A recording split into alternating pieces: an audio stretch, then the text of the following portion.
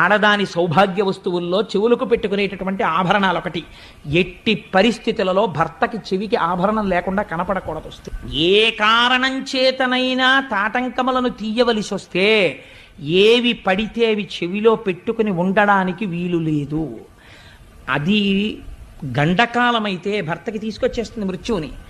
ఏవి పెట్టుకోవాలి? 4 తాటాకులు తెప్పించుకుని చీల్చుకుని, అందుకే అమ్మవారికి సౌభాగ్యదాయిని అని పేరు. ప్రపంచంలో 8 ఉన్నాయి సౌభాగ్య వస్తువులు.